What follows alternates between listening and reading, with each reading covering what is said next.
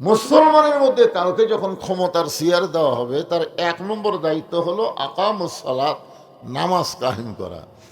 আপনারা বলেন তো, বর্তমানে যত দল সামনে নির্বাচনে আসবে, কোন দলকে ভোট দিলে ওই দল ক্ষমতার চেয়ারে পায় নামাজ কায়েম করবে? এই দল কিন্তু আপনাদের বোঝা লাগবে। সবাই আসবে তাই বলে আমার ভোট আমি দিব, যাকে খুশি তাকে দিব, এটা হলো স্বৈরাচারী কথা। আমার ভোট আমি দিব, দেখে শুনে বুঝে দিব, জোরেখন কথা ঠিক কিনা? যাকে খুশি তাকে আপনি দিতে পারেন না। আপনি যদি মুসলমানের বাচ্চা মুসলমান হন, আপনার ইচ্ছা মতো ভোট দিতে পারবেন না, আল্লাহর ইচ্ছা মতো দেওয়া লাগবে। জোরেখন কথা কথা বলেন। এই স্বৈরাচারী কথা কে শিখাইছে? তাহলে আপনি বাসত চড়েন, সেটা জানলাতে হাত বার করে বলবেন আমার হাত আমি রাখবো, যেখানে খুশি সেখানে রাখবো। এইকে জানলাতে হাত বার করে দেন তো দেখি কত বড় বড়। শেরপুর পাওয়ার আগে হাসপাতাল যাওয়া লাগবে। জোরে কোন কথা ঠিক কিনা? একটা স্লোগান মারলো আর আপনারা সমানে হো হো মেরে দিলেন। ইন্নাল্লাহা ইয়ামুরুকুম আন তুআদ্দুল আমানাতি ইলা আহলিহা ওয়া ইযা হাকামতুম বাইনান নাস আন তাহকুমু বিল আদল। আল্লাহু আকবার। তাহলে 1 নম্বর নামাজ। যেরকম 1 নম্বর কি? আল্লাহর ইবাদতের মধ্যে 1 নম্বর হলো নামাজ। 5 ওয়াক্ত নামাজের ভিতরে আবার সবচাইতে গুরুত্বপূর্ণ নামাজ হলো ফজরের নামাজ। খুব খেয়াল করবেন। আপনাকে কোন নামাজ বেশি মিট যায়, এটাই তো গুরুত্বপূর্ণ।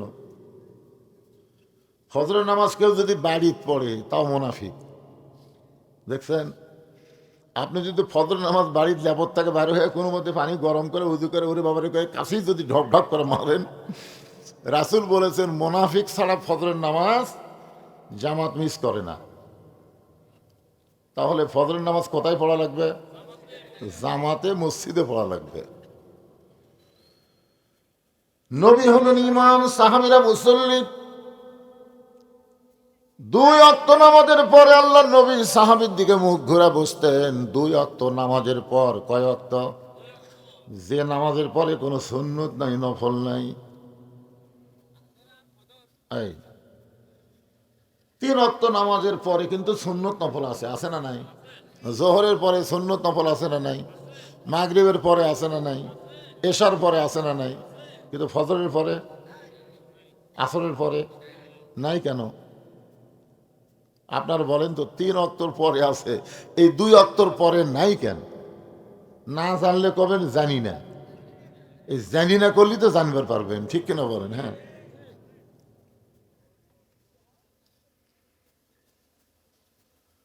মনটা খুবই খারাপই হয়ে গেল। আমি কয়েকদিন আগে সব দিকে মাহফিল করলাম দিনের বেলা। মনে করছিলাম পার্টিটা বলা সেই মানুষ হবে। হায় হায়, আজকে এমন ঠান্ডা হসে ভাই, ঠান্ডার চোটে জনগণ ল্যাব ছাড়তেছে না।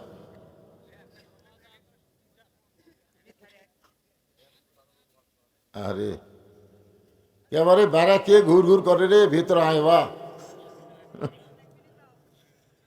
লিল্লাহে তাকবীর। আপনারা আগে যা দিছেন আজকে একটু ডবল জোরে দেন, বুঝলেন? জনগণ বুঝবে হুজুর একলা নারী লোক আছে, না লোক আছে না নাই?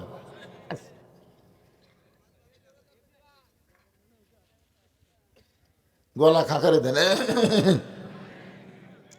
লিল্লাহি তাকবীর। আল কোরআনের আলো সংসদে জালো, কোরআন হাদিস যেখানে, দুনিয়ার মুসলমান। লিল্লাহি তাকবীর।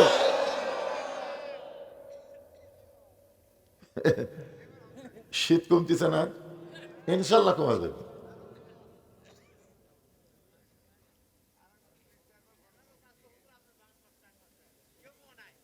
ওরে ভাই, তারাতগড়ে হাওয়া পাগলা চেনেন? তারাতগড়ে হাওয়া পাগলা নাম শুনছেন?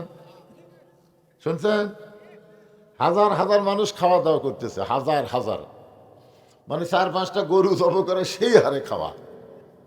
ওই পাগলা সাইড দিয়ে যাচ্ছে আর বলতেছে মানুষ নাই রে, মানুষ নাই রে, মানুষ নাই, আয় আয়। মানুষ নাই রে, মানুষ নাই রে। সবাই খাচ্ছে আর বলতেছে পাগলে কিনা খায়, ছাগলে কিনা খায়। ওই পাগলার কথা গুরুত্বই দেয়নি। কিন্তু একজন লোক চিন্তা করছে মানুষ নাই তাহলে আমি কি, ওই আবার পাগলার কথা ধরিছে। পাগলার কথা কি করছে? ধরলেই তো বিপদ।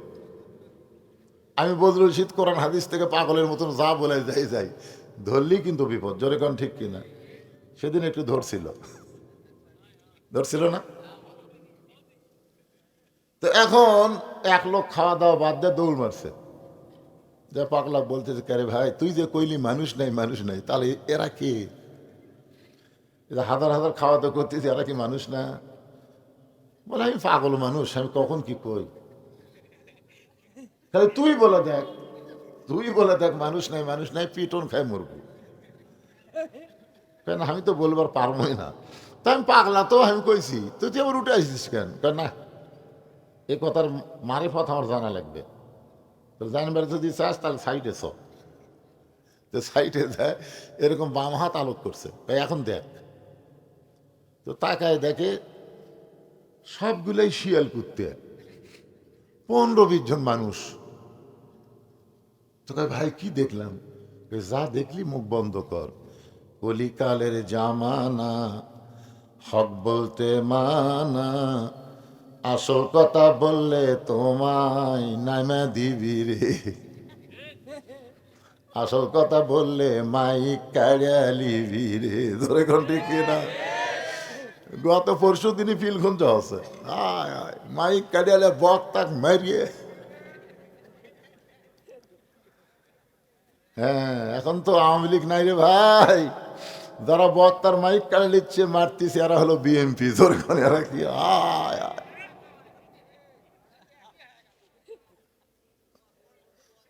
এ ওয়াজ করেন কি, ওয়াজ করেন কি? গোটা বাংলাদেশ ওয়াজ মারতেছে, তোকে বগুড়াতে আসলি বাজে?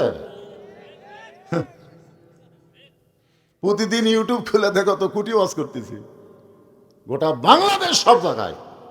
বগুড়াতে তো বাজে কে? হ্যাঁ,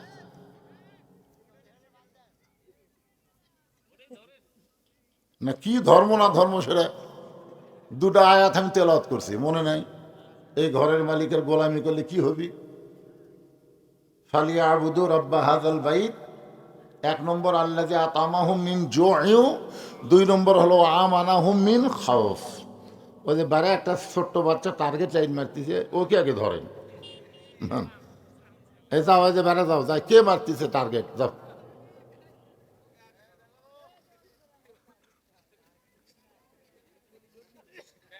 এখন আপনারা বলেন যে সবগুলাই শিয়াল কুত্তা, 15-20 জন মানুষ, কারণ কি? আপনারা যে বললেন হুজুর সাইডে যারা আসবে তারা নাই, পরে কারণ ভাঙ্গা দেবো। অনেক কোরআন হাদিস দিই, এমনি বাপদাদার ইচ্ছা করে কাম হবি না। এ কোরআন যদি আপনাদের বলে, কোরআনের বিরুদ্ধ করে পারবেন? অনুনাজ্জিলু মিনাল কুরআনি মা হুয়া শিফাউ ওয়া রাহমাতুল লিল মুমিনিন। এর বাংলা অর্থ হলো সব সমস্যার সমাধান দিতে পারে আল কোরআন। এটা কি বিশ্বাস করেন আপনারা? সব সমস্যার সমাধান যারা বলতেছেন না, মনে করতেছেন এই দুনিয়া আপনার শেষ নাকি? যদি ফুলগুলো হয় অভিমানে ঝরে যায়, আমি মালা গেতে বলো কারে পরাবো, সে যে কেন এলো না, কিছু ভালো লাগে না, কবরে আসুক তারে আমি মজা দেখাবো। কোরআনের পক্ষে যারা স্লোগান দিচ্ছেন না, এরা কবরে যাবেন না? যাবেন, খালি সেই হারে হবে, সেই হারে জাগা মতো মার হবি। জোরে কোন ঠিক? কবে যাবেন কবরে, কবে যাবেন? কোনো তারিখ নাই, কোনো মাস নাই, যে কোনো মুহূর্তে যাওয়া লাগবে।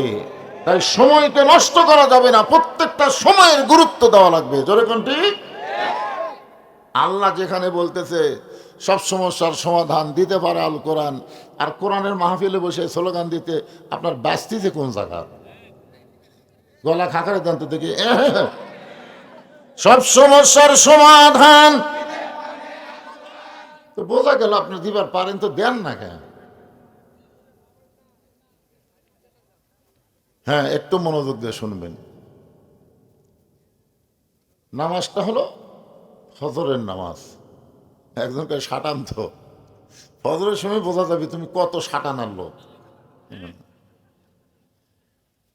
আর সালাতো খায়রুম মিনান নাম শোনার সাথে সাথে তোমার অবস্থা কিরকম হয়?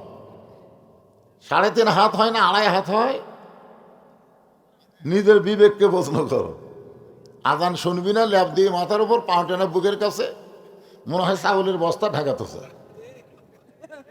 ল্যাপ টানতে দেখেন ল্যাপের তলে ওর সাইজ, আর সকালবেলা সাইড ঠিবে কুত্তার সাইজ, একই সাইজ।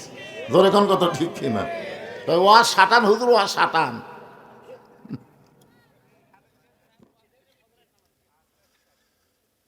তো এখন আল্লাহ নবী 2 ওয়াক্ত নামাজের সালাম ফেরায় সাহাবীর দিকে মুখ ঘুরাই। কোন নামাজ? একটা ফজর, একটা হলো আসর। ফজরের পরে সূর্য উদয়ের আগে কোনো সুন্নত নফল নাই। আসরের পরে সূর্য অস্ত যাওয়ার আগে কোনো সুন্নত নফল নাই। ফজরের পরে নবী আলোচনা করেন। আল্লাহ রাসূল ফজরের নামাজের পরে সাহাবীদেরকে নিয়ে আলোচনা করেন। তখন কি করেন? আর আসরের নামাজের পরে রাসূল বয়ান করেন। বয়ান তাবলিগি বয়ান। বয়ান বোঝেন? অল্প সময়ের মধ্যে গুরুত্বপূর্ণ ফজিলতের কিছু কথা, এগুলো কথা রাসূল আসরের পরে বলতেন। সুবহানাল্লাহ বললে কত লাভ, আলহামদুলিল্লাহ বললে কত নেকি, এইগুলো কথা রাসূল বলতেন আসরের পরে। আর ফজরের নামাজের পরে কোনো সোয়াবের কথা বলতেন না। যে কোনো সময় মক্কার কাফেরা মদিনা আক্রমণ করতে পারে, এখন মদিনা রক্ষা করতে গেলে তোমরা দোয়া দিয়া করবা, দরুদ দিয়া করবা, না ওদের সাথে যুদ্ধ করবা, এই বিষয়ে রাসূল আলোচনা করতেন। আমার কথা কি বুঝলেন? আল্লাহ রাসূল ফজরের নামাজের সালাম ফিরাইয়া সাহাবীর দিকে মুখ ঘুরায় যখন আলোচনা শুরু করবেন, এমন সময় একজন সাহাবী দাঁড়িয়ে রাসূলকে সালাম দিলেন। আল্লাহর নবী যখন আলোচনা শুরু করবেন, এমন সময় একজন সাহাবী দাঁড়ায় রাসূলকে সালাম দিলেন। আপনারা বলেন তো, আমি যখন ওয়াজ শুরু করছি, এমন সময় একজন যদি দাঁড়ায় বলে হুজুর আসসালামু আলাইকুম, এটা কি আদবি না বেদবি? বেদবি না? নবী তাকায় দেখে যে সাহাবী সালাম দিয়েছে সে হচ্ছে আল্লাহর নবীর ডবল জামাই। মানে যাই সালাম দিয়েছে তুইয়া মুইয়া না, নবীর আবার ডবল জামাই। এখন জামাই যদি বেয়াদবি করে শ্বশুর ধরবার পারে? কথা খান না কেন? আল্লাহ নবী বলেন, বাবা ওসমান, ফজরের নামাজের পর আমি নবী যখন আলোচনা শুরু করতে চাই, এমন সময় তোমার সালাম দেওয়ার কারণ কি? ওসমান গনি বললেন, আসসালামু ক্বাবলাল কালাম, কোনো কথাবার্তা বলার আগেই দেওয়া লাগবে সালাম। হুজুর আপনার সাথে যদি আমি কোনো কথা বলি, সে কথা বলার আগে কি দেওয়া লাগবে? এ কথা কে বলেছে? আল্লাহ রাসূল বলেছেন। আল্লাহ রাসূল বলেছেন আসসালামু ক্বাবলাল কালাম, কোনো কথাবার্তা বলার আগেই দেওয়া লাগবে সালাম। সালাম দিয়ে তারপরে কথা শুরু। আপনারা কি সালাম দেন? দেন? বেটা কোনোদিন সালাম দিয়েছেন? বেটা তো আপনার দেয় না, বেটা শ্বশুরক দেয়। আপনার বেটা কিন্তু সেই ভদ্র, খুবই ভদ্র, শ্বশুরকেই ভয়। আসসালামু আলাইকুম আব্বা, কেমন আছেন আব্বা? আম্মা কেমন আছে? ওরে বাবারি, এ ভদ্রই হলো কোত্থেকে রে? আর বাপের সামনে দিয়ে যায়, সারা মানুষ যায় না, কুত্তে যায়, বোঝার উপায় নাই। জোরে কোন কথা ঠিক কিনা? আপনারা বলেন তো, পৃথিবীর সমস্ত মানুষকে সালাম দিলে যে সওয়াব হবে, নিজের বাপ মাকে সালাম দিলে এর চাইতে বেশি সওয়াব আল্লাহ দান করবে। জোরে কোন কথা ঠিক কিনা? ওরে বাবা, ঠিক তো ঠিকই কইস, বাবা সালাম দেশ। এখন থেকে শুরু কর লাগি বাদান, আজ থেকে শুরু করবা সালাম দেওয়া। যেই বাড়িতে সালাম আদান প্রদান আছে, ওই বাড়িতে অভাব থাকতে পারে কিন্তু অশান্তি থাকবে না। হ্যাঁ, অভাব আছে কিন্তু অশান্তি নেই।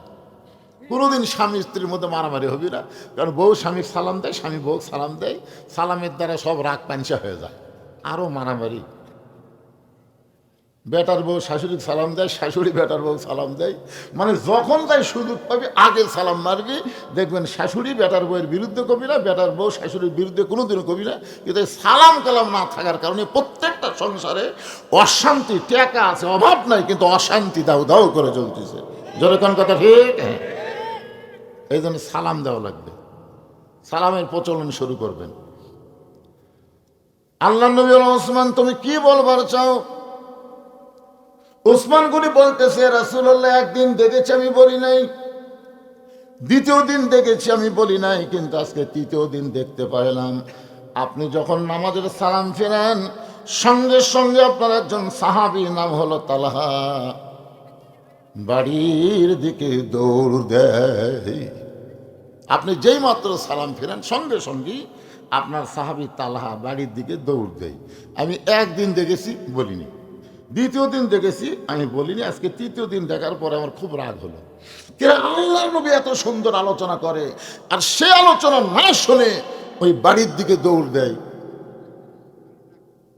কতগুলো ছেলে দেখবেন জুমার দিনে সবার শেষে এসে আগে যায়, আছে না নাই? আপনার কন্ত জুমার দিনে কেন নামাজে আগে আসতে হবে? আল্লাহ যে বললেন, ইজানু দিয়ালিস সালাতি মিয়াউমিল জুমআ ফাসাউ ইলা যিকরিল্লাহ। জুমার নামাজের আজান দেওয়ার সঙ্গে সঙ্গে জোরে জোরে মসজিদে আসতে হবে। সর্বপ্রথম যেই ব্যক্তি মসজিদে ঢুকবে আজান দেওয়ার পরে 3 মিনিটের মধ্যে, কয় মিনিট? 3 মিনিটের মধ্যে যারা মসজিদে ঢুকবে জুমার দিন, আল্লাহ তার আমল নামায় একটা উট কুরবানি সব দিবি। খালি সুবহানাল্লাহ করলে হবে না, ঢোকা লাগবে।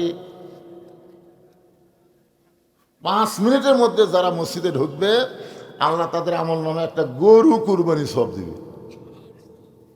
10 মিনিটের মধ্যে যারা ঢুকবে একটা ছাগল কুরবানি সব পাবে। এরপরে যারা ঢুকবে তারা আর কুরবানির মধ্যে নাই, তারা ডিম মুরগি দান করা সব পাবে। আপনার কোনটা ছোঁয়ার আল্লাহ? ডিম মুরগিত না উঠোত? উঠোত। যে কাজ কাম লাগছে, আলু বান্ধার কাম লাগছে, আর জুমার দিন হলে খেয়াল আছে। ইজানু দিয়ালিস সালাহ মিয়াউমিল জুমআ ফাসআউ শব্দের অর্থ হলো হাঁটাও না দৌড়ানো না, মাঝখানে, মানে হাঁটা দৌড়ানো মাঝখানে। ডায়াবেটিস রুগী হলে যেরকম হাঁটে না ওই রকম জোরে জোরে মসজিদে যাওয়া লাগবে। হুকুম কার? জুমার নামাজ পড়া কিন্তু কারিবুল ফরজ। জুমার নামাজ পড়া হলো কারিবুল ফরজ, ফরজের নিকটবর্তী, কিন্তু ফরজ না। আর আজান দেওয়ার সঙ্গে সঙ্গে মসজিদে যাওয়া হলো ফরজ। কারণ এটা কার কথা? নবীর কথা না আল্লাহর কথা? তো আল্লাহর কথা মানে কি? তাহলে জুমার নামাজের আজান দেওয়ার সাথে সাথে মসজিদে যাওয়া কি আপনারা জানেন? কথা কয় না রে বাবা। আচ্ছা, কি জন্য কোন তো যে জুমার নামাজের আজান দেওয়ার সাথে সাথে মসজিদে যাওয়া ফরজ কেন? খুতবা সেটা কি শুনবেন, আরবি না বাংলা? কিসের আরবি? বোঝেন আরবি? আরবি শুনবি? বাংলায় যে বক্তব্য দিবে যে হাসিনার পতন হলো, বাংলাদেশ স্বাধীন হলো, সিরিয়ারা আবুল বাশার পলায় গেল, সিরিয়া স্বাধীন হলো, মিশর অতি সত্তর স্বাধীন হবে, ফিলিস্তিন আল্লাহ বাংলাদেশ, ফিলিস্তিন আল্লাহ মুসলমানকে দিয়ে দিবে। ধরে কেন সুবহানাল্লাহ। এই গুরুত্বপূর্ণ বিষয়ের উপরে ইমাম বক্তব্য দিবে, শ্রোতারা শুনবে আর সাইজ হবে। কি হবে? ভারত যতই চেষ্টা করুক বাংলাদেশের কোনো ক্ষতি করতে পারবে না। যদি কিছু করবার আসে তাহলে মুসলমানের করণীয় কি, এই বিষয়ের উপরে জুমার দিনে ইমাম সাহেব বক্তব্য দিবে। যদি ইমাম না দেয় সেটা ভিন্ন কথা, কিন্তু বর্তমান প্রেক্ষাপটকে নিয়ে অবশ্যই প্রতি জুম্মায় ইমামকে বক্তব্য দেওয়া লাগবে। জনগণ ঠিক কিনা বলেন? ওসমান গনি বললেন, ইয়া রাসূলুল্লাহ, আপনি যেই মাত্র সালাম ফিরেন সঙ্গে সঙ্গে বাড়ির দিকে দৌড় দেয়। যিনি অভিযোগ করেছেন ওসমান গনি তিনি হলেন ৩ নম্বর, আর যার বিরুদ্ধে অভিযোগ করেছে তিনি হলেন ৭ নম্বর। কি বুঝলেন? যিনি অভিযোগ করেছে ওসমান গনি তিনি কয় নম্বর? কিসের ৩ নম্বর? জান্নাতের ৩ নম্বর। আবু বকর, ওমর, ওসমান কয় নম্বর? আর যার বিরুদ্ধে অভিযোগ করছে তিনি কয় নম্বর? আবু বকর, ওমর, ওসমান, আলী, আব্দুর রহমান ইবনে আওফ, জুবাইর, তালহা। এ কয় নম্বর? ৭ নম্বর। মানে 2 জনই আশারে মুবাশশারা, 2 জনকেই আল্লাহ দুনিয়াতে জান্নাতের সার্টিফিকেট দিয়েছে। এই দুনিয়াতে কয়জনকে দিছে? 10 জনকে। তার মধ্যে যিনি অভিযোগ করেছে তিনি হলেন 3 নম্বর, যার বিরুদ্ধে করেছে তিনি হলেন 7 নম্বর। আল্লাহ নবী কিছুক্ষণ মাথা নিচু করে থাকলেন, তারপরে বললেন, ওসমান তুমি শুধু অভিযোগ করলেই হবে না, অভিযোগকে তদন্ত করে দেখা লাগবে। দেখছেন 3 নম্বর জান্নাতি অভিযোগ করছে, তারপরে রাসূল বলতেছে খালি তুমি অভিযোগ করলেই হবে না, তোমার অভিযোগকে তদন্ত করা লাগবে।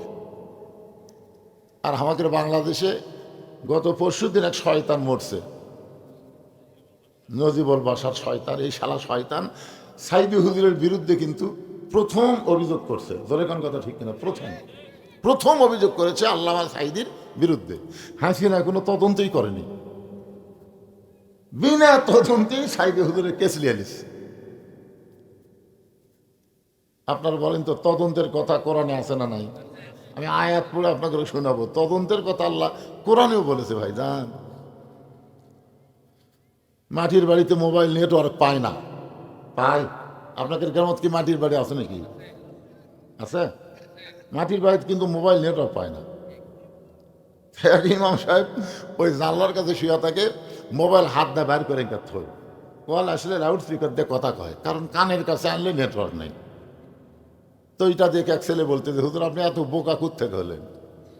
আপনি 400 টাকাতে একটা মোবাইল অ্যান্টিনা কিনে বাঁশের মাথাতে অ্যান্টিনা ঝুলে দিয়ে সেখান থেকে তার না মোবাইলের মধ্যে ঢুকে দেন, আপনি যেটি থাকবেন সেটি নেটওয়ার্ক।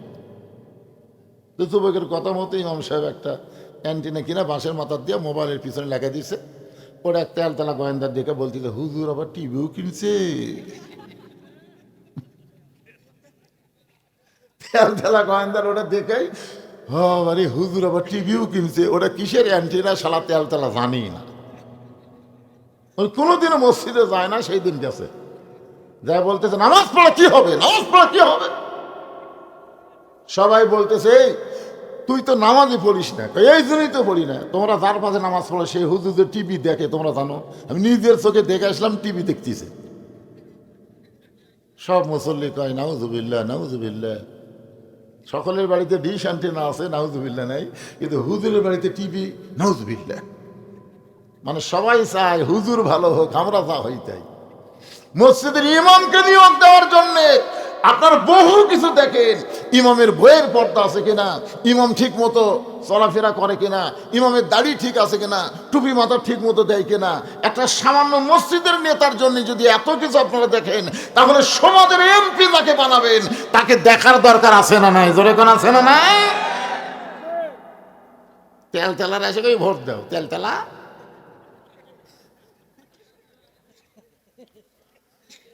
আর আইতাল্লাযী ইউকাযযিবু বিদ্দীন ফাযালিকাল্লাযী ইয়াদউল ইয়াতীম ওয়া লা ইয়াহুদ্দু আলা তুআমিল মিসকিন। সব মুসল্লি সিদ্ধান্ত লিছে আজকে হুজুরক বাদ দেবো। তেলতেলার কথা শুনে সিদ্ধান্ত লিতে হুজুরক বাদ দেবো। হুজুর মসজিদের মধ্যে ঢুকতেছে, ডান পাও দিয়া, জোরে কোন কি পাও দিয়া, আল্লাহুম্মা আফতাহ লি কয়নি, কেবল বলতেছে আল্লাহুম্মা আফতাহ। সমস্ত মুসল্লি বলতেছে না। হুজুর কয় কি হলো? এই মিয়া তুমি টিভি কিনা টিভি দেখো আর তোমার পাশে আমরা নামাজ পড়বো? ইমাম কয় বারে আমি টিভি তো কিনিনি, দেখবো কেমনে?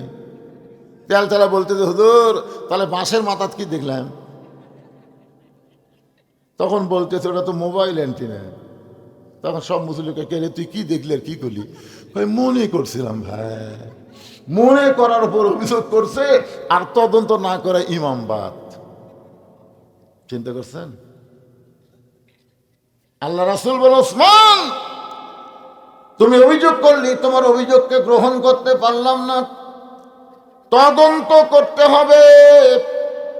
3 নম্বর জান্নাতি 7 নম্বরের বিরুদ্ধে অভিযোগ করেছে। আল্লাহ নবী বললেন তদন্ত না করে কিছু করব না। আল্লাহ নবী দাঁড়িয়ে গেলেন, তদন্ত করার জন্য নবী দাঁড়িয়ে গেলেন, আর কোনো আলোচনা করলেন না। ফজরের পরে যে আলোচনা করেন, নবী আলোচনা বন্ধ করে দিয়ে তদন্তের জন্য দাঁড়িয়ে গেলেন। নবী যখন মসজিদ থেকে বের হচ্ছেন, প্রত্যেকটা সাহাবী নবীর দিকে তাকায় আছে। আল্লাহর নবী বললেন, আমি তদন্তের জন্য রওনা দিলাম, তোমরা কি আমার সঙ্গে যাওয়ার চাও? সাহাবীরা বললেন, ইয়া রাসূলুল্লাহ, যদি আপনি অনুমতি দেন আমাদের কোনো আপত্তি নাই। তার মানে নবী বুঝালেন যে একজন তদন্ত, একদলীয় তদন্ত না করে সর্বদলীয় তদন্ত করা দরকার। জোরে কোন ঠিক কিনা? আপনারা বলেন তো, বাংলাদেশে যারা যুদ্ধাপরাধী, যাদেরকে অন্যায়ভাবে ফাঁসি দেওয়া হলো হাসিনার সময়, এই মানুষগুলা কি খারাপ ছিল না ভালো ছিল? এক বাক্যে বলেন তো, ভালো না খারাপ? কে তদন্ত করছে? একদলীয় তদন্ত করছে ভাই। তদন্ত করে ভালো মানুষগুলোকে ফাঁসির কাস্তে ঝুলাই দিল। আল্লাহর নবী বললেন, তোমরা যদি চাও তাহলে আমার সঙ্গে তদন্তে অংশগ্রহণ করতে পারো। নবী আমার সামনে সামনে, প্রত্যেকটা সাহাবী পিছনে পিছনে রওনা দিলেন। কারণ নবী যখন সামনে চলবে, নবীর সামনে কেউ যাবার পারবে? কোরআনে আল্লাহ বলেছেন, আমার নবী যখন কথা বলবে, নবীর মুখের ওপর কেউ কথা বলতে পারবে না। নবী যখন রাস্তা চলবে, নবীর সামনে কেউ রাস্তা চলবে না। বর্তমানে বাংলাদেশে কোনো নবী নাই, কোনো আলেম ওলামা যদি আপনারা দেখেন রাস্তায় চলতেছে, যদি আপনি সামনে চলেন, আলেমকে দেখার সঙ্গে সঙ্গে যদি মনে করেন এখন তো আর নবী নাই, আল ওলামা ওয়ারাসাতুল আম্বিয়া, আলেমরা হলো নবীদের ওয়ারিস, আমি হুজুরের সামনে যাব না, দরকার হলে হুজুরের পিছনে পিছনে যাব। রাসূল বলে, একটা আলেমকে সম্মান করে আলেমের পিছনে যদি 2টা কদম তুমি হাঁটতে পারো, আল্লাহ খুশি হয়ে তোমাকে 2টা জান্নাতের মালিক করে দিবে। ইন্নামা ইয়াখশাল্লাহ মিন ইবাদিহিল উলামা। আল্লাহ কোরআনে বলেছেন, বান্দা সমূহের মধ্যে আলেম বান্দারাই সবচাইতে আল্লাহকে বেশি ভয় করে। নবীও আলেমদের পক্ষে, আল্লাহ আলেমদের পক্ষে। খালি হাসিনা মুদির কথা শুনে আলেমদেরকে যে হারে নির্যাতন করছে, হারে আল্লামা সাইদুল হুজুর কিন্তু বাঁচাই থাকতো ইনশাল্লাহ। আপনারা দেখেননি যেদিন তাকে জেল থেকে হাসপাতালে নিয়ে, সেদিন যে একটা হাসি দিয়েছে, আমার মোবাইলে ভিডিও করে রাখছে, ওরা আমি লোড করে রাখছি। এ হাসি দেখলে মনে হয় একটা জান্নাতি হাসি। জোরে কোন কথা ঠিক কিনা? এইরকম হাসি দিয়ে যে লোকটাকে নিয়ে গেল।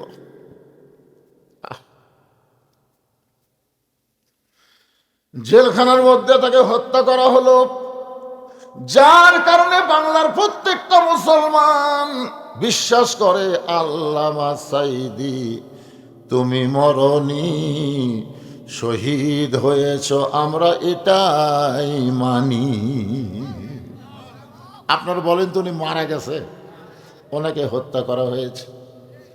আর আল্লাহ রাস্তায় যখন কাউকে হত্যা করা হয়, আল্লাহ কোরআনে বলেন, ওয়ালা তাকুলু লিমান ইউকতালু ফি সাবিলিল্লাহি আমওয়াতুন বাল আহইয়াউ ওয়ালাকিন লা তাশউরুন।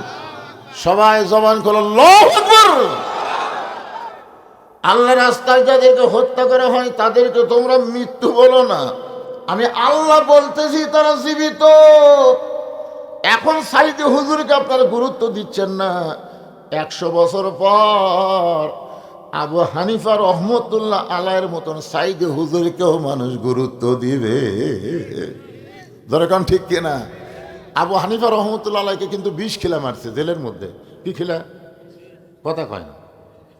সাইদি হুজুরকে পয়জন করে, একই অবস্থা। মনে করতেছেন সেই সময় আবু হানিফাকে মানুষ মনে রাখেনি? এখন কোটি কোটি মুসলমান হানাফি মাযহাব অনুসরণ করে। জোরে কোন কথা ঠিক কিনা ভাইজান? এই ভালো মানুষকে কোনোদিন হত্যা করে শেষ করা যায় না। তারা কিয়ামত পর্যন্ত অমর থাকে। হোসাইন কিয়ামত পর্যন্ত থাকবে, কিন্তু ইয়াজিদ আছে আছে। আপনাকে গোটা ইউনান খুঁজে দেয়, কিন্তু একটা ইয়াজিদ পাবেন, ইয়াজিদ। কিন্তু প্রত্যেকটা পাড়ায় পাড়ায় হোসাইন আছে না নাই? হক কথা জোরে বলা লাগবে, আছে না নাই? একটু মনোযোগ দিয়ে শোনেন। নবী গেলেন সামনে সামনে, সাহাবীরা পিছনে পিছনে। তালহার বাড়ির দরজায় আল্লাহ নবী দাঁড়াইলেন। নবীর সুন্নত হলো কারো বাড়ির দরজায় গিয়া খটখটি করা যাবে না, কলিং বেলে চাপ দেওয়া যাবে না। হয়তো বলুন হুজুর তখন তার কলিং বেল ছিল না, এখন তার কলিং বেল আছে, আছে না নাই? এই বগুড়া রহমাননগর আমার এক বন্ধুর বাসা। আমাকে মাঝে মধ্যে বলে, হুজুর আমি একটা বাসা করছি, আপনি একটু আসবেন বাড়ি দোয়ার জন্যে। তা আমি একদিন যাও, বাসার বিশাল গেট, সেই গেট দেখে এখন আত্মা খাঁচা, সোনালি রঙের সেই মশানার গেট। আমি গেটের যা সালাম দিলাম, নবীর সুন্নত, আসসালামু আলাইকুম ইয়া আহলাল বাইত। ওই গেটের পাশে একটা পানের দোকান আছে। এই দোকানদার বলতে, হুজুর 1-1 কোটি বার সালাম দেন, কাম হবি না। কারণ আপনি কাক সালাম দিচ্ছেন? তখন আমি নাম ধরে বললাম, তাই হুজুর ও সালাম দিয়ে আপনি নিচে আনবার পারবেন। ওই 6 নম্বর দেখেন, কলিং বেলের লেখা আছে 1 2 3 4 5 6, এই 6 টিভি মারেন। আমি 6 যে টিভি মারছি ভাই, বিশ্বাস করেন টিভি মারাও সারা, আমি 2 ধাপ দৌড় দেওয়া সারা। মানে ওই 6 টিভি দিলে কুত্তের সাউন্ড, বিদেশি যে কুত্তে আছে এই কুত্তের ঘাউ ঘাউ ঘাউ করে সাউন্ড। আমি কইলাম টিভি মারা মাত্র বিদেশি কুত্তার সাউন্ড, আমি 2 ধাপ দৌড় মারছি। পানালা খালি হাসতে থেকে, হুজুর দৌড়ান কেন? এটা কলিং বেলের সাউন্ড হুজুর। কেউ কবিতরের সাউন্ড দিছে, কেউ কাউয়ার সাউন্ড দিছে, কেউ কুত্তার সাউন্ড দিছে, এক একটা এক এক সাউন্ড। আমি বললাম কে রে, এত সাউন্ড থাকতে এই কুত্তার সাউন্ড পছন্দ করলো কেন? কিছুক্ষণ পরে দিকে নামে আসে, আমাকে বলতে যে হুজুর আইসেন, আসসালামু আলাইকুম হুজুর আসেন। আমি কোন ভাই যাওয়ার আগে জানতে চাই তুমি কুত্তার পছন্দ করলে কেন? দেখো হুজুর ফকিরের অত্যাচার হুজুর। এখন কতগুলো ফকির আছে, এরা কলিং বেলের চাপ দিয়ে ভিক্ষা চায়। তা আমি সে বুঝে শুনে কুত্তার সাউন্ড দিছি। প্রথমে একদিন এক ফকির কেবল টিভি মারিছে, কুত্তার সাউন্ড পায় মারছে দৌড়, আর ঝোলার যা চাউল আছে সব পড়ে গেছে। ওই এলাকার যত ফকির আছে সমস্ত ফকিরের কাছে যে 6 নম্বরে যেন মারিস না, 6 নম্বরে কিন্তু কুত্তা আছে। সেদিন থেকে আমাকে আর কোনো ফকির। আমি কইলাম তাহলে যাই ভাই। দেখেছে যাবেন কেন হুজুর? ফকির কইছে 6 নম্বরে কুত্তা আছে। তো তুই তো কুত্তেই, তুই তো মানুষ। আল্লাহ কোরআনে বলেছে, আম্মা সাইলা ফারাতানহার, সাইলকারীকে খালি খালি ফিরাইও না। আর তুমি কুত্তার সাউন্ড দিয়ে ফকিরের ঝোলার চাউল ফেলে দিছে, তুমি মানুষ? তুমি একেবারে পুরিয়া কুত্তে। তোরে কোন কি কথা কন না কেন? কি দেওয়া লাগবে? সালাম।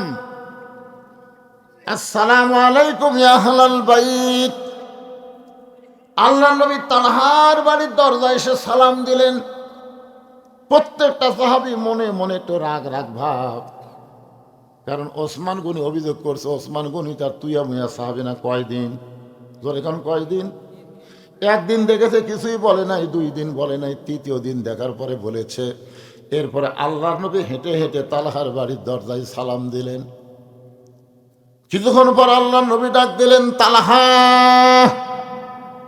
নবী মনে করেছিলেন সালাম দিলেই তালহা দরজা খুলবে, কিন্তু তালহা যখন বাড়ির দরজা খোলে নাই, এবার নবী একটু রাগ করে ডাক দিলেন, তালহা। তালহা বাড়ির ভিতর থেকে বলতেছে, লব্বাইকা রাসূলুল্লাহ।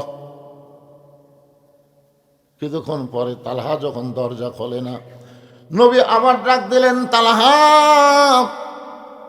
তালহা সঙ্গে সঙ্গে বলে, লব্বাইকা রাসূলুল্লাহ। কিন্তু তালহা দরজা খোলে না। নবী আবার কিছুক্ষণ পরে ডাক দিলেন, তালহা। সঙ্গে সঙ্গে তালহা বলতেছে, লব্বাইকা রাসূলুল্লাহ। 3 বার নবী ডাক দিলেন, প্রত্যেকবারই লব্বাইকে রাসূলুল্লাহ বললেন, কিন্তু দরজা খোলে না। ওমর ফারুক সাহাবীদের মধ্যে সবচাইতে গরম সাহাবীকে, কথা কয় না। আচ্ছা, ওমর যদি সবচাইতে গরম হয় তাহলে সবচাইতে নরমকে? হ্যাঁ, এরা আপনারা জানেন। এর আগে আপনাদের শুনেছি, সবচাইতে নরম হলো আবু বকর, সবচাইতে গরম হলো ওমর, সবচাইতে ধনী হলো ওসমান, সবচাইতে জ্ঞানী হলো আলী। তাহলে চারজন কয় নম্বর? চারজনই কিন্তু এক নম্বর। ওমর ফারুক আল্লাহ নবীর পায়ে হাত দিয়ে বললেন, ইয়া রাসূলুল্লাহ, আপনার জুতার পরশে আল্লাহর আরশ ধন্য হয়ে যায়, আপনার জুতার পরশে আল্লাহর আরশ ধন্য হয়ে যায়। আর আপনি তালহার বাড়ির দরজায় তিনবার তালহা তালহা বলে ডাকলেন, এরপরেও তালহা দরজা খোলে না। নিশ্চয়ই তালহা বেয়াদব হয়ে গেছে। আপনার বলেন তো, ওমর ফারুক কথাটা কি মিথ্যা কইছে? হ্যাঁ করেন বারে মিথ্যা। কি কথা কইছে? যে আপনার জুতার পরশে আল্লাহর আরশ কি হয়েছে? যেখান থেকে 70,000 পর্দা, ফেরেশতা জিবরাইলকে আল্লাহ যেখানে ব্রেক করে দিলেন, জিবরাইল আর এক ধাপ সামনে আসলে তোমার অস্তিত্ব পুড়ে হবে ছাই। এখান থেকে নবী একলা আসবে, নবীর সঙ্গে আর কেউ আসতে পারবে না। নূরের পর্দার মধ্যে আল্লাহ নবী যখন ঢুকতেছে, এমন সময় জিবরাইল বলে, ইয়া রাসূলুল্লাহ, যেই জায়গার মধ্যে আমি জিবরাইলকে আল্লাহ অ্যালাউ করলো না, আপনি সেই জায়গায় যাচ্ছেন। আপনি জমজমের কূপের পানিতে ওযু করার সময় আপনার পায়ে যে জুতা জোড়া আছে, এই জুতা কি আপনি পায়ে দিয়েই যাবেন না জুতা খুলবেন? নবী বলছে, জিবরাইল ভাই, আল্লাহর সঙ্গে মেরাজ করতে এসে আমার জুতা খোলার কথা মনেই নাই। তুমি যখন মনে করে দিলে, উপর হয়ে নবী যখন পায়ের জুতা খুলতে যাবেন, এমন সময় আরশ থেকে আওয়াজ আসলো, নবী গো, জিবরাইল আপনাকে চিনে না, যার কারণে জুতা খুলতে কয়। আমি আল্লাহ আপনাকে চিনি, আমার আরশে আজিম দামি হতে পারে, কিন্তু আপনার জুতার চাইতে দামি নয়। লিল্লাহু তাকবীর। আমার আরশে আজিম দামি হতে পারে, কিন্তু আপনার জুতার চাইতে দামি নয়। ওমর ফারুক বলে, রাসূলুল্লাহ, আপনার জুতার পরশে আল্লাহর আরশ ধন্য হয়ে যায়। আর সেই নবী তালহার বাড়ির দরজায় তিনবার তালহা তালহা বলে ডাকলেন।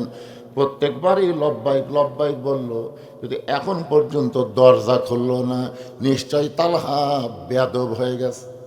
আল্লাহ রাসূল বলেন, ওমর, সাবধান হয়ে যাও, তদন্ত করার আগে কোনো রিপোর্ট দেওয়া যাবে? এখনো তদন্তই হয়নি, তুমি আগেই রিপোর্ট দিলে বেদব। আমি নবী আইছি তদন্ত করতে, তোমাকে সাথে আনছি রিপোর্ট দেওয়ার জন্য না। চিন্তা করছেন ওমর হলো কয় নম্বর? কথা কয় না কেন? কয় নম্বর? জান্নাতের দিক দিয়ে কয় নম্বর?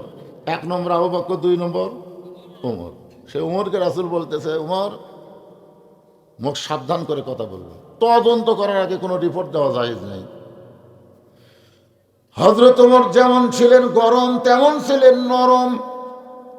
ওমর ফারুকের জীবনী পড়ে দেখবেন, তার মতন গরম মানুষ কেউ ছিল না, আবার তার মতন নরম মানুষ কেউ ছিল না। এতই নরম, বুঝলেন? গভীর রাত্রে মদিনার অলিগুলি ঘুরতেছে, দেখে একটা তাঁবুর মধ্যে থেকে একটা পুরুষ বাহিরে বাইরে হয়ে খালি দৌড়াদৌড়ি করতেছে। ওমর ফারুক লোকটার সামনে রাতের বেলা গিয়ে সালাম দিয়ে বলে, আসসালামু আলাইকুম ভাই, কেমন আছেন ভাই? লোকটা সালামের উত্তর দেয় না। ওমর ফারুক আবার আসসালামু আলাইকুম ভাই, কেমন আছেন ভাই? লোকটা সালামের উত্তর দেয় না। যে ওমর রাস্তাতে গেলে শয়তান কয়দিন যায় না। ওমর ফারুক তৃতীয়বার যখন সালাম দিচ্ছে, আসসালাম, এই মিয়া, খালি সালাম দেশ, এই সালামের অর্থ তুই বুঝিস? ওমর ফারুক কে রে ভাই, সালামের অর্থ মানে আল্লাহ তোমার উপর শান্তি বসিত করুক। তুই জানিস তাঁবুর মধ্যে কি হতে জানিস? আমার বাড়ি হলো অমুক জায়গাত, আমি গভীর রাত্রে আমার গর্ভবতী বউ নিয়ে অমুক জায়গায় যাচ্ছি, এই মাঝ রাস্তাতে আমার বইয়ের যে পেটের ব্যথা উঠছে, ওই তাঁবুর মধ্যে গেলে ও মারে বাবা রেখে কান দিচ্ছে, আর আমি বাইরে ঘুরতেছি, কি অশান্তি আমার, আর এই খালে সালাম মারতেছে। ওমর ফারুক লোকটার হাত ধরে বললেন, ভাইজান, আমার বেয়াদবি নিবেন না, আমার বাড়িতে ভালো একটা ধাত্রী আছে, আমি একটু নিয়ে এসে আপনার বইয়ের উপকার করতে চাই। ওমর ফারুক কত নরম মানুষ, দেখেন কি খারাপ ব্যবহার করছে, তারপরও নিজের বাড়িতে গিয়ে বললেন, আব্দুল্লাহর মা। ওমর ফারুকের ছেলের নাম হলো আব্দুল্লাহ। ধরে যান, ছেলের নাম কি? আব্দুল্লাহর মা। দরজা খোলো। সঙ্গে সঙ্গে দরজা খুলে গেল। ওমর ফারুক বললেন, আব্দুল্লাহর মা, তুমি কি জান্নাতে যাবার চাও? বলে, 1000বার চাই। তাহলে চলো যাই। সরাল্লা কর না কেন? নিজের বউকে বলতেছে, আব্দুল্লাহর মা, তুমি কি জান্নাতে যাবার চাও? বলে, 1000বার চাই। তাহলে চলো যাই।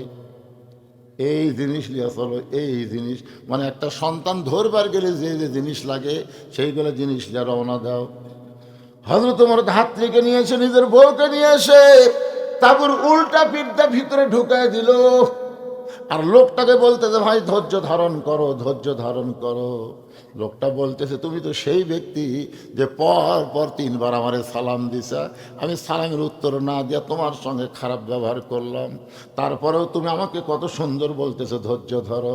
এমন সময় তাবুর ভিতর থেকে আওয়াজ আসতেছে, ইয়া আমিরুল মুমিনিন, আপনার বন্ধুকে বলেন তার বিবিও সুস্থ আছে, সন্তানও সুস্থ আছে।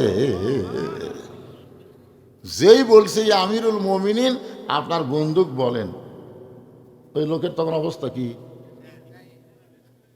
হায় হায় হায় হায়, আপনি হযরত উমর, হায় হায়, আপনি রাস্তাতে গেলে শয়তান 40 দিন যায় না, আর সেই লোকটার সঙ্গে এত খারাপ ব্যবহার করলাম, আমারে আপনি শাস্তি দেন। ওমর ফারুক চোখের পানি নিয়ে লোকটাকে বুকের মধ্যে নিয়ে বললেন, ভাইজান, তুমি শুধু বলো, আমার দায়িত্ব আমি পালন করেছি। আমি যতদিন সাহাবী ছিলাম ততদিন আমি গরম ছিলাম। যেদিন থেকে মদিনার খলিফা হয়েছি সেদিন থেকে আমি আর গরম না, আমি নরমের চাইতেও বেশি নরম হয়ে গেছি। তাহলে হযরত ওমরের মধ্যে যেমন গরম ছিল তেমনই নরম ছিলেন। আল্লাহ রাসূল যেই মাত্র বলেন, ওমর সাবধান হয়ে কথা বলো, তদন্ত করার আগে কোনো রিপোর্ট দেওয়া যাবে না। ওমর ফারুক চিন্তায় পড়ে গেলেন, নবীর কাছে যদি কোনো বেয়াদবি হয়। এই ভয়ে হযরত ওমর তালহার বাড়ির চারিধার ঘোরা শুরু করলেন। এই বাড়ির মধ্যে এমন কি আছে? 3-3বার নবী ডাক দিছে, এরপরও তালহার দরজা খোলে না। এই বাড়িটার মধ্যে আছে কি রে? বাড়িটার মধ্যে কি মজা আছে? আমি একটু পানি খাই, অসুবিধা আছে ভাইজান, ডায়াবেটিস তো একটু সমস্যা হচ্ছে। আর এমন গরম পানি দিছে,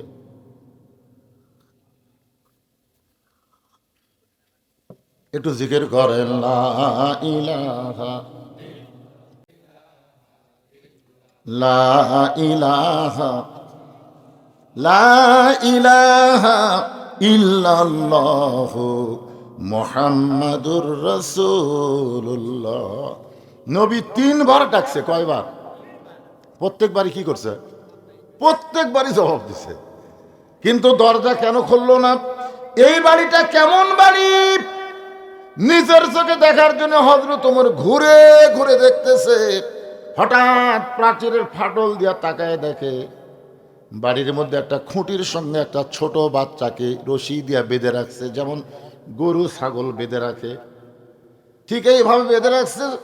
ওই বাচ্চাটা খালি বাবা বাবা বাবা বাবা বলে কাঁদতেছে। ওমর ফারুক চমকে গেল, এই কি মানুষ নাকি রে? কচি মাসুম বাচ্চাকে রশি দিয়ে বেঁধে রাখছে, আর বাচ্চাটা বাবা বাবা বলে কাঁদতেছে। এরপরও তালহা তার সন্তানের রশি খুলে দেয় নাই। এই দৃশ্য দেখার পরে হযরত ওমর আল্লাহর নবীর কাছে এসে দাঁড়িয়ে গেছে। এমন সময় তালহা দরজা খুলেছে। সুবহানাল্লাহ বলে। আল্লাহ রাসূল বললেন, তালহা, তোমার বিরুদ্ধে 1 নম্বর অভিযোগ হলো, পর পর 3 দিন ফজরের সালাম ফেরানোর সঙ্গে সঙ্গেই তুমি বাড়ির দিকে দৌড় দাও। 2 নম্বর অভিযোগ হলো, আমি নবী 3বার তোমাকে ডাক দিলাম, প্রত্যেকবারই লব্বাইক বললা, কিন্তু দরজা খুলতে এত দেরি কেন করলা? এমন সময় ওমর ফারুক বলে, ইয়া রাসূলুল্লাহ, এই তালহার বিরুদ্ধে আমার একটা অভিযোগ আছে। রাসূল বলে, তোমার আবার কি অভিযোগ? বলে, বাড়ির চারিধার ঘুরতে গিয়ে ফাটল দিয়ে দেখতে পাই তালহা তার কচি মাসুম বাচ্চাকে রশি দিয়ে খুঁটির মধ্যে বেঁধে রাখছে। সঙ্গে সঙ্গে রাসূল বললেন, তালহা, তাহলে সর্বসাকল্যে তোমার বিরুদ্ধে অভিযোগ হলো তিনটা। ধরে বলেন কয়টা? এক নম্বর অভিযোগ হলো সালাম ফিরানোর সঙ্গে সঙ্গে বাড়ির দিকে দৌড় দাও। দুই নম্বর অভিযোগ হলো আমি নবী তিনবার তোমাকে ডাক দিলাম, প্রত্যেকবারই লব্বাইক বললা, কিন্তু দরজা খুলতে কেন দেরি করলাম? তিন নম্বর অভিযোগ হযরত ওমর করেছে, তোমার কসি মাসুম বাচ্চাকে তুমি রশি দিয়া খুঁটির মধ্যে বেঁধে রাখছো। মাইকালা ভাই নাই, প্রতিদ্বন্দ্বী একটু বেশি হচ্ছে, দেখো তো কম যায় না। আল্লাহ রাসূল বলেছেন বড়দেরকে সম্মান করো, রাসূলের হাদিস, বড়দের কি আর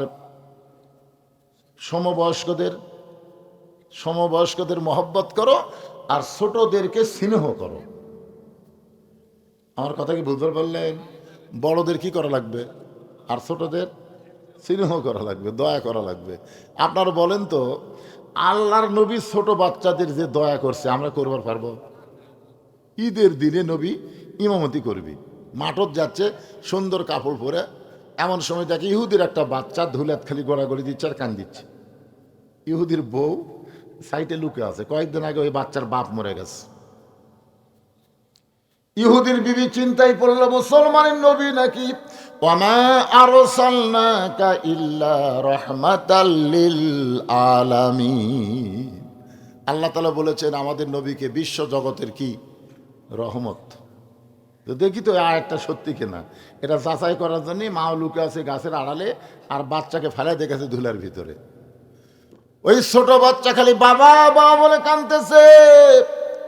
সঙ্গে সঙ্গে নবী ঈদের দিনে কাপড়ের দিকে খেয়াল না করে ওই বাচ্চাকে খেয়াল করে ধুলা মাখা বাচ্চাকে বুকের মধ্যে নিয়ে কপালে একটা চুমা খায়, বলে বাবা তুমি শুধু এতিম না, আমি নবীও এতিম।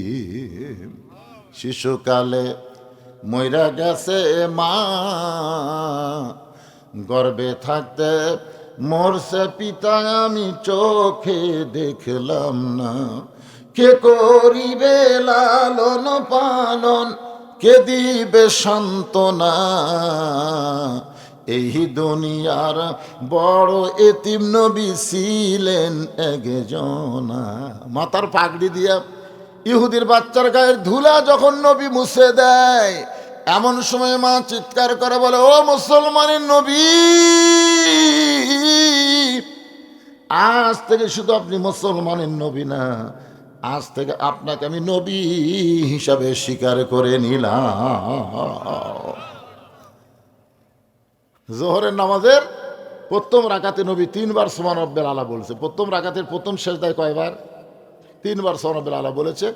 দ্বিতীয় সেজদার নবী তোলে না, 100 বার সুবহান রাব্বিল আলা সাহাবীরা পড়ছে, কিন্তু নবী সেজদা তোলে না। দ্বিতীয় রাকাত ঠিকই বলেছে, তৃতীয় রাকাত ঠিকই বলেছে, চতুর্থ রাকাত ঠিকই পড়াইছে, কিন্তু প্রথম রাকাতের দ্বিতীয় সেজদা এত লম্বা। নামাজ শেষ হওয়ার পরে হযরত ওমর বলতেছে, ইয়া রাসূলুল্লাহ, দ্বিতীয় রাকাতে আপনি এত লম্বা সেজদা দিলেন, আমরা 100 বারের বেশি সুবহান রাব্বিল আলা বললাম, এরপরেও আপনি সেজদা তোলেন না, কারণ কি? বলে তোমরা সবাই যখন সেজদায় ছিলে, এমন সময় আমার দুইটা ছোট্ট নাতি হাসান হোসাইন আমার পিঠের উপর চড়ে বসলো, আমার পিঠের উপরে চড়ে বসলো। আমি যখন ওদের পিঠ থেকে নামাবার চাই, এমন সময় আল্লাহ বলে, হাবিব হাসান হোসাইন আপনি নবী জানেন না, নানা মনে করে আপনার পিঠে বসে আছে, যতক্ষণ ওরা পিঠে থাকবে আপনি সেজদা থেকে মাথা তুলবেন না। সাহাবীরা রে, ছোট বাচ্চাদেরকে আমার আল্লাহ বড় ভালোবাসে। এই জন্যই বলা হচ্ছে কুল্লু মাউলুদুন ইউলিদু আলাল ফিতরা।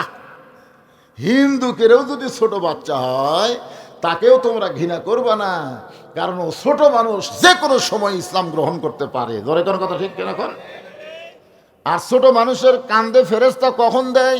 তোমার দুই কান্দে দুই মুহুরি লেখিতেছেন ডায়েরি, দুই কান্দে দুই মুহুরি লেখিতেছেন ডায়েরি, দলিল দেখে রায় দিবে, টাকা পয়সার নাই কারবার। আপনারা বলেন তো, কেরামান কাতিবিন এই ফেরেশতাকে আল্লাহ হওয়ার সাথে সাথে দেয় না।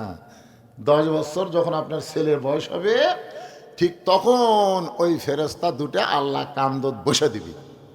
কারণ 6 বছর থেকে নামাজের তালিম দাও, 10 বছর থেকে জোর করে নামাজ ধরাও। জোরে কোন কথা ঠিক কিনা ভাই? এরপরই তো লেখালেখি শুরু হয়ে যাবে। একটু মনোযোগ দেন, ছোট বাচ্চাদের নবী কত ভালোবাসেন। আল্লাহ নবী বলেন, তালহা, উমর যে অভিযোগ করেছে তোমার কচি মাসুম বাচ্চাকে খুঁটির সঙ্গে রশি দিয়ে বেঁধে রাখছো, আমি নবী ছোটদেরকে কেমন ভালোবাসি। রাস্তা দিয়ে যাচ্ছে, মাটিতে গড়ায় গড়ায় হাসান হোসাইন কাঁদতেছে, আর হাসান দাঁড়ায় দাঁড়ায় কাঁদতেছে। দুই ভাই কান্দিচ্ছে, এক ভাই মাটিতে গড়াগড়ি দিয়ে কান্দে, আর এক ভাই দাঁড়ায় দাঁড়ায় কান্দে। রাসূল বললেন, কেরে হোসাইন, তুইও কান্দিস, হাসানও কান্দিস, ব্যাপার কি? বলেন, না না, কিছুক্ষণ আগে এক ব্যক্তি ঘোড়ার পিঠে চড়ে গেছে, তখন থেকে আপনার হোসাইন ঘোড়ার চড়ার বায়না শুরু করছে। এখন বলেন, না না, আমি হোসাইন ঘোড়া কোথায় পাই? আমি বড় ভাই হয়ে হয়েছি বেকায়দায়। রাসূল বললেন, তুই কি বলতে পারিস না বাড়ির মধ্যে ঘোড়া আছে? হোসাইন বলে, না না, আমি মিথ্যা কথা কেমনে বলবো, আমাদের বাড়িতে তো কোনো ঘোড়া নাই। রাসূল বললেন, তাহলে যাই। নবী আমার হোসাইনকে বুকের মধ্যে নিয়ে হোসাইনের হাতটা ধরে বাড়ির মধ্যে ঢুকে দরজা বন্ধ করে দিলেন। হোসাইন বলে, না না, দরজা কেন বন্ধ করলেন? রাসূল বলেন, পাগলা ঘোড়া দরজা খোলা পাইলে যদি বার হয়ে যায়, আসলে বাড়ির মধ্যে কোনো ঘোড়াই নাই। নবী দরজা বন্ধ করার কারণ হলো, এখন নাতিদের সঙ্গে নবী ঘোড়া ঘোড়া খেলবে। এইটা দরজা দিয়ে যদি বাহিরের কোনো সাহাবী দেখতে পায়, তাহলে তারা বড় কষ্ট পাবে। কারণ সাহাবীদের কাছে নবী আর হাসান হোসেনের কাছে হলো নানা। ধরে কোন ঠিক কিনা? নবী আমার ওপর হয়ে বলতেছে, আয়রে হোসেন আয়, আমার পিঠে চড়, আমি হইছি লাল ঘোড়া। এবার ছোট্ট হোসেন নানার পিঠে লাফ দিয়ে চড়ে যখন ঘোড়া ঘোড়া খেলতেছে, নবী ঘাড় কাঁধে তাকায় দেখে হোসাইন দাঁড়ায় দাঁড়ায় কাঁদতেছে। রাসূল বলে, হোসেন রে, এ ঘোড়া যদি তোর পছন্দ হয় তাহলে ঘোড়ার পিঠে চড়। এমন কথা বলেছে, এই ঘোড়া যদি তোর পছন্দ হয় তাহলে ঘোড়ার পিঠে চড়। এবার হোসাইনও নানার পিঠের উপরে চড়েছে। কিছুক্ষণ পরে হাসান বলতে, হোসেন ভাই, এত সুন্দর ঘোড়ার পিঠে আমরা দুই ভাই চড়েছি, তাকায় দেখো ঘোড়ার মুখে কিন্তু লাগাম নাই। ঘোড়ার মুখে কিন্তু লাগাম নাই। সঙ্গে সঙ্গে নবী আমার এক টানে মাথার পাগড়ি খুলে ওই পাগড়ি মুখের মধ্যে ঢুকায় দিয়া দুইটা মাথা হোসাইনের হাতে দিছে। হোসাইন লাগাম মনে করে এত জোরে হ্যাঁচকা টান মারছে, নবীর গালসির মধ্যে লাগামটা ওই পাগড়িটা ঢুকে গেছে। একটু দূরে ছিল মা ফাতেমা, একটু দূরে ছিল মা ফাতেমা। এই দৃশ্য দেখার পর আর সহ্য করতে পারে না, এক দৌড়ে এসে হাসানকে ধাক্কা দিয়ে হোসেনকে মারছে সর। দুইটা বাচ্চা যখন কাঁদতে কাঁদতে দুই দিকে চলে যায়, এমন সময় নবী আমার এতিমের মতন দাঁড়ায় কাঁদতেছে। নবীকে ফাতেমা বলে, বাবা, আমার দুইটা সন্তান বড় বেয়াদবি করেছে বাবা। বাবা গো, আমি বুঝতে পারি নাই, আপনি এদেরকে মাফ করে দেন। রাসূল বলে, ফাতেমা, দুইটা সন্তান কোনো বেয়াদবি করেনি মা, বরং তুই আমার কলিজায় আঘাত করলি, তুই আমার কলিজায় আঘাত করলি। ফাতেমা বলে, বাবা, আমি আপনার কলিজায় কেমনে আঘাত করলাম? রাসূল বলে, ফাতেমা, তুই কি আমার ভিতরের কলিজা কোনোদিন দেখছিস মা? ফাতেমা বলে, বাবা, ভিতরের কলিজা কেমনে দেখবো? রাসূল বলে, ফাতেমা রে, আমার কলিজা হলো হাসান হোসাইন। আমার হাসান হোসেনকে যে কষ্ট দেয়, ওই কষ্টটা লাগে আমার কলিজায়। রাসূল বলে, তালহা, আমি ছোট বাচ্চাদেরকে, সে মুসলমান হোক, নাতি হোক, আর ইহুদির বাচ্চা হোক, সব বাচ্চাকে আমি নবী স্নেহ করি, দয়া করি, ভালোবাসি। আর তোমার কচি মাসুম বাচ্চাকে তুমি কেন খুঁটির সঙ্গে রশি দিয়ে বেঁধে রাখছো? তালহা বলতেছে, রাসূলুল্লাহ, তিনটা অভিযোগ করেছেন, তিনটা অভিযোগকে উইথড্র করতে গেলে আপনি শুধু বললে হবে না, আমাকে বলার সুযোগ দেওয়া লাগবে। যেরকম ঠিক কিনা? হুজুর, আপনি খালি নবী বলে যাবেন, তাহলে আমাকে সুযোগ দেবেন না? রাসূল বলে, ঠিক আছে বলো। বলে, হুজুর, ওসমান গনি যে অভিযোগ করেছে যে পরপর 3 দিন, আসলে পরপর 3 দিন না, পরপর কয়েক সপ্তাহ। ওসমান গনি কয়দিন দেখছে? আসলে 3 দিন না, কয়েক সপ্তাহ হলে আমি আমল করতেছি, আপনি সালাম ফিরালেই বাড়ির দিকে দৌড় দিই। সব সাহাবী চুম করছে, ওরে বাবা রে, আমারও মনে করছিল 3 দিন, এই তো আরও মারাত্মক। রাসূল বললেন, ঠিক আছে, তুমি কয়েক সপ্তাহ সালাম ফিরালেই বাড়ির দিকে দৌড় দাও কেন? বলে, হুজুর, এই যে আমার গায়ে যে কাপড় দেখতেছেন, এই যে আমি যে কাপড় পরে দরজা খুলেছি, এই একটা কাপড় ছাড়া আমার বাড়িতে দ্বিতীয় কোনো কাপড় নাই যে কাপড় পরে আল্লাহ রাসূলের সামনে দাঁড়ান যায়। আপনারা বলেন তো, আল্লাহ রাসূলের সামনে দাঁড়ানোর কাপড়ের দরকার আছে না নাই? কোন কাপড়? আপনার যে মসজিদে যান, কোন কাপড়? হ্যাঁ, না, পাঞ্জাবি পায়জামা না, লেবাসুত তাকওয়া। যেই পোশাক পরলে আল্লাহর ভয় কলিজার মধ্যে থাকে, সেই পোশাক পরা লাগবে। এমন একটা টাইট ফুল প্যান্ট পরছে, তারপর একটা এই টিকনা ঢাকা একটা শার্ট গাউত দিছে। আপনি বলেন তো, টাইট ফুল প্যান্ট টিকনা ঢাকা শার্ট গাউত দিয়ে রুকুর থেকে যখন শেষ দাঁত গেছে, ওর যে ভিতরের যন্ত্রগুলো আছে বাইরে থেকে বোঝা যায় না, পিছন দিকে টেপা হয়ে ফুলে ওঠে, কথা কন না কেন বাইরে? যে ওর 2 নম্বর কাতারে যাই আছে, ওই যন্ত্র দিকে মুখ পড়ার সাথে সাথে তো কেবলা পরিবর্তন হয়ে গেছে। এই জন্যে শার্ট গাউত না দিয়ে যদি পাঞ্জাবি পরতেন, পাঞ্জাবি পরলে ওইটা যদি টেবার লাল ফুলে ওঠে, পাঞ্জাবি যদি পাশার উপরে পড়ে আর দেখা যাবে। এই জন্যে লেবাসুত তাকওয়া, এমন একটা পোশাক পরা লাগবে যেই পোশাক পরে আল্লাহ নবীর সামনে দাঁড়ানো যায়। তালহা বলতেছে, ইয়া রাসূলুল্লাহ, আমি মাটির একটা গর্ত করেছি, মাটির একটা গর্ত করে যেমন তেমন কাপড় পরায়া আমার বউকে মাটির গর্তের মধ্যে নামায় দেই, বউকে মাটির গর্তের মধ্যে নামায় দিয়ে এই কাপড় পরে আপনার পিছনে ফজরের নামাজ পড়তে যাই। ওগো আল্লাহর নবী, ফজরের নামাজ পড়ার পরে যদি আপনার আলোচনা আমি শুনতে চাই, তাহলে আমার বইয়ের ফজরের নামাজ নষ্ট হয়ে যাবে। এই জন্য এক দৌড়ে এসে আমি যেমন তেমন কাপড় পরে এই গর্তের মধ্যে নামি, আর এই যে কাপড় পরে দরজা খুললাম, এই কাপড়টা আমার বউকে আমি দিয়ে দিই। আমার বউটা এই কাপড় পরে যখন আল্লাহর নামাজ পড়ে আল্লাহর কাছে কাঁদতেছে, এমন সময় আপনি এসে আমাকে তালাহা তালাহা তালাহা বলে ডাকতেছেন। ওগো আল্লাহর নবী, প্রত্যেকটা ডাক কিন্তু আমি লব্বাই বলেছি, কিন্তু আমি দরজা খুলতে পারি নাই, কারণ এমন একটা কাপড় আমার পরনে ছিল যে কাপড় পরে দরজা খুলতে শরম লাগে। ওগো আল্লাহর নবী, আমার বউকে আমি টান দিয়ে হেঁচকা দিয়ে গর্তের মধ্যে নামাবার পারি না, কারণ বউটা তখন আল্লাহর কাছে, জোরে কনকার কাছে। আমার দরজায় নবী ডাকতেছে, বউটা আল্লাহর কাছে ধর্ণা দিয়ে হাত তুলে মোনাজাত করে কাঁদতেছে। যখন আমার বউটা নামাজ শেষ হয়ে গেল, মোনাজাত শেষ হয়ে গেল, আমি বউটাকে গর্তের মধ্যে নামায় দিয়া যেমন তেমন কাপড় পেঁচাইয়া ওই বইয়ের শরীর থেকে কাপড় করে সেই কাপড় পরে আপনার জন্য দরজা খুললাম। এই কারণেই দরজা খুলতে আমার দেরি হয়ে গেছে। রাসূল বলল, তালহারে, এক উত্তরে 2টা অভিযোগ খণ্ডন হয়ে গেল। সুবহানাল্লাহ বলেন না কেন? ওসমান গনি যে অভিযোগ করেছিল এবং নবী যে বললেন দেরি কেন করলেন, 2টা অভিযোগ খণ্ডন হয়ে গেল। ও তালহা, তোমার কচি মাসুম বাচ্চাকে তুমি রশি দিয়ে খুঁটির মধ্যে বেঁধে রাখছো, কারণ কি? তালহা বলতেছে, ইয়া রাসূলুল্লাহ, আমি আমার সন্তানকে অত্যন্ত ভালোবাসি। সুবহানাল্লাহ কোন? আমি আমার সন্তানকে অত্যন্ত ভালোবাসি। আল্লাহ কোরআনে বলেছে, ইন্নামা আমওয়ালুকুম ওয়া আওলাদুকুম ফিতনা, নিশ্চয় তোমাদের সম্পদ আর সন্তান হলো বিপদের কারণ। জোরে বলেন, এই কথা কে কইছে? আল্লাহ। জোরে বলেন, কে? কি বলতেছে? ইন্নামা আমওয়ালুকুম ওয়া আওলাদুকুম ফিতনা, নিশ্চয় তোমাদের সম্পদ আর সন্তান হলো বিপদের কারণ।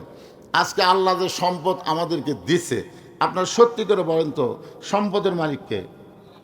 আরে ভাই, একটু অন্তর থেকে বলেন তো। আমরা মুখে মুখে অনেক কথা কই, কিন্তু অন্তরে সেটা মানে নিবে চাই না। সত্যি করে অন্তর থেকে বলেন তো, সম্পদের মালিককে? আরো জোরে, জোরসে বলুন। জোর হলো না, আরো জোরে। সত্যি যদি সম্পদের মালিক আল্লাহ হয়, আমরা বিশ্বাস করে 2 হাত তুলে আল্লাহকে দেখাবো। দেখি দেখি কারা বিশ্বাস করে হাত তুলছেন। লিল্লাহি আকবার। হাত নামান, হাত নামান। মাশাআল্লাহ। তাহলে আপনাদের পকেটে যে টাকা আছে, এই টাকার মালিককে? এখন আল্লাহ যদি মালিক হয়, আল্লাহ নবীর এতিম মাদ্রাসায় 1টা করে কোরআন শরীফ আপনাকে দেওয়া লাগবে। কয়জন ছাত্র আছে এখানে? কয়টা? সব মিলে কয়টা? 30-35 জন ছাত্র এ মাদ্রাসায় সব মিলে আছে। ধরেন 35টা কোরআন শরীফ দেওয়া লাগবে। একটা কোরআন শরীফ মাত্র 500 টাকা দাম। আপনি 500 টাকা দিবেন, এই নবীর মাদ্রাসায় একটা কোরআন শরীফ দেওয়ার সব আল্লাহ আপনার আমল নামায় দিবে। টাকার মালিক কিন্তু আপনি না। আপনি আবার এখন যদি বলেন দিব না রে, তা আল্লাহ কই করে আমার টাকারে মাস্তানি মারতিস, তো হাসিনার মতন ভারতত পলান লাগবি রে, তোর এখন কথা দেখতে। হাসিনা যখন বলছিল দেশ আমার বাপের, এই দেশ আমার, আল্লাহ কয় এখন কুটি। এখন আপনার টাকা যদি না দেন হয়তো মেডিকেল কলেজে থাকা লাগবে, জোরে কোন ঠিক কিনা, বাড়ির থাকবো। আমার টাকা মাদ্রাসাত না দিয়ে বাড়ির থাকবো, তোর হাত পা ভাঙ্গে হাসপাতালত থমো। এই জন্য ভাইজান বেশি না 35 জন আল্লাহর বান্দা 500 টাকা করে টাকা একটা কোরআন শরীফ দান হয়ে যায়। 500 টাকা কোন আল্লাহর পাগল সর্বপ্রথম পারবে? হুজুর লগত লাগবে ভাইজান, লগত। কোরআন শরীফ তো বাকি বিক্রি হয় না, লগত। 500 টাকা দিবেন, একটা কোরআন শরীফ দান করার সব আল্লাহ আপনাদের আমল নামায় দিবে। মাত্র 35টা কোরআন শরীফ চাইছি, নগদ নগদ। সর্বপ্রথম কোন আল্লাহর বান্দা পারেন? মাশাআল্লাহ, আসেন ভাই, আসেন, লিয়ে আসেন ভাই। আরে আল্লাহ আল্লাহ, পৃথিবীর সর্বশ্রেষ্ঠ দান নবীর এতিম মাদ্রাসায় একটা কোরআন। আমার ভাইজান সর্বপ্রথম কোরআন শরীফ বাবদ একটা 500 টাকা দান করেছে। আল্লাহ তার দানকে কবুল করেন, আল্লাহুম্মা আমিন। কি নাম বাবু?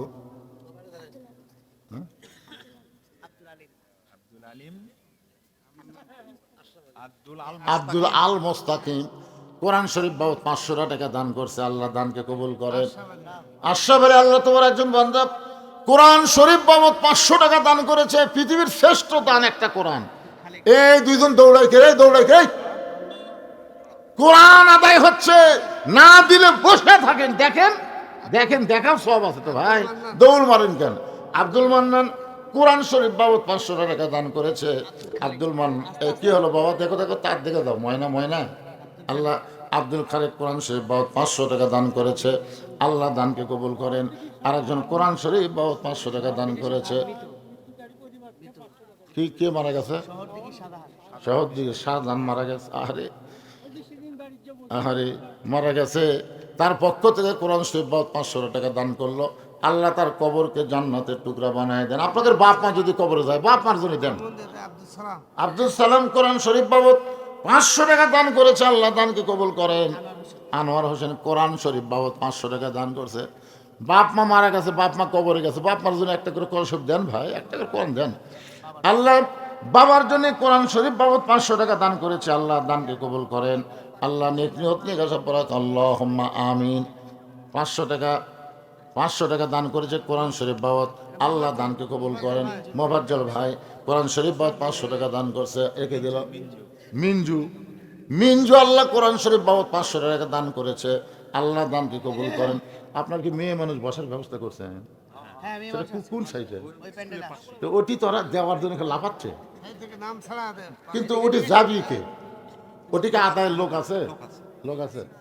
ও মা, মারে মারে মা খাদিজার সঙ্গে যেন আল্লাহ জান্নাত দেয়। কোরআন শরীফ বাবদ 500 টাকা দান করবেন। বাপ মা যাদের কবরে গেছে, একটা কোরআন দান করলে বাপ মার কবর আল্লাহ জান্নাতের টুকরা কে দিল?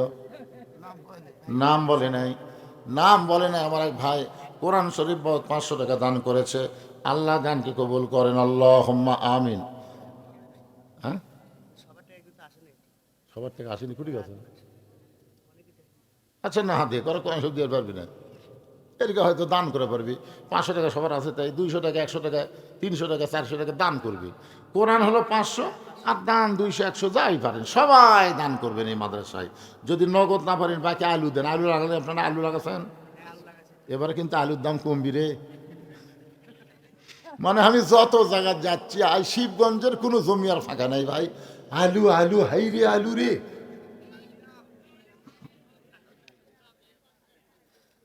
ঘুগরি পোকা যেন না ধরে, তেল তেল আলু যেন আল্লাহ দেয়, আলুর মধ্যে যেন বরকত দেয়, আলুর যেন দাম পাই। মনে করে 1 মণ 2 মণ আলু লেখা দেন, কাগজ কলম আছে। হ্যাঁ, 100 টাকা, এরকম 100 টাকা যারা দিবেন এটা দান।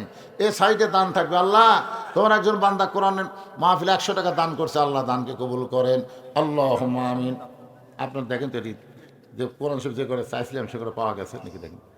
আল্লাহর একটা কোরআন শরীফ 500 টাকা দান করছে। আমি 35টা চাইছি, 35টা দিয়ে করা হলো। আল্লাহ 35 জন আল্লাহর বান্দাকে একটা করে কোরআন শরীফ দান করার মতন ইমানি শক্তি দান করো। যাদের বাপ মা কবরে গেছে, বাবা কান্দে মা কান্দে কবরে শুয়া, দেখলি না রে দরদের বেটা একবারও আসি। আপনাকে এখন বাড়ি যাবেন, নিচে তোষক উপরে কম্বল ল্যাপ, আর আপনার বাপের কবরের খবর কি বাবা? কেবল 14টা হচ্ছে, 35টার মধ্যে 14টা হচ্ছে। 15 নম্বর কোন আল্লাহর বান্দা পারেন কত টাকা কত দিকে কত হালে চলে যায়। নবীর এতিম মাদ্রাসায় দান করিলে দুনিয়া এবং আখেরাতে আল্লাহ দিয়ে দেয়। আল্লাহ দুনিয়ার কথা বলেছে, ওমা তুনফিকু মিন শাইইন ফি সাবিলিল্লাহি ইউওয়াফা ইলাইকুম ওয়া আনতুম লা তুজলামুন। আল্লাহ বলে বান্দারে তুই হলো ফকির, আমি হলাম ধনী, এরপরে আমার কোরআনের জন্য যখন দান করে দিলি, মনে করিস না তোর টাকা নিয়ে আমি আল্লাহ গায়েব হব, বরং তোকে দুনিয়াতে আমি 10 গুণ ফিরাইয়া দিব। আল্লাহর কোরআনের কথা, সুবহানাল্লাহ বলেন না কেন আপনারা? এটা কি আমার কথা? ইউওয়াফা ইলাইকুম মানে কি? তোমাদেরকে ফিরা দেওয়া হবে, তোমরা দিবা 10, আমি দিবা 100। এটা দুনিয়াতে ফেরত, আর দান করার কারণে আল্লাহ জান্নাত দিবা। সকি হাবিবুল্লাহ দানকারী আল্লাহর দোস্ত। বাবা মার জন্য একসঙ্গে 2টা কোরআন বাবদ 1000 টাকা দান করছে, তাহলে হয়ে গেল কয়টা? 16টা হয়ে গেছে। এরা ধরছে, এটা ধরেনি, এটি একটা আছে ভাই, হয় না? এটি একটা, হ্যাঁ হ্যাঁ 17টা হয়ে গেছে। 17টা হয়ে গেছে। 18 নম্বর কে পারেন একটা কোরআন শরীফ জানতো দেখি? পৃথিবীর সর্বশ্রেষ্ঠ দান নবীর মাদ্রাসা একটা কোরআন, নবীর এতিম মাদ্রাসা একটা কোরআন দেবেন, বাচ্চারা হাতত করলে পড়বে। আপনি কোথায় যাবেন? সেখানে সব পাবেন ভাই। দেন দেন দেন দেন, কবিতরের মতন বাক বাকুম করে পড়বে রে। এই মাদ্রাসার বাচ্চারা দেখেন এক ওয়াক্ত নামাজ বাদ নেয়, ঠান্ডার মধ্যে উজু করে নামাজ পড়ে, শেষ রাত্রে কোরআন পড়ে। আর সেই মাদ্রাসা গরিব হালতে থাকবে, যে মাদ্রাসার জানলা নাই। যে ঘরে বসলাম যে কি জানলা নাই।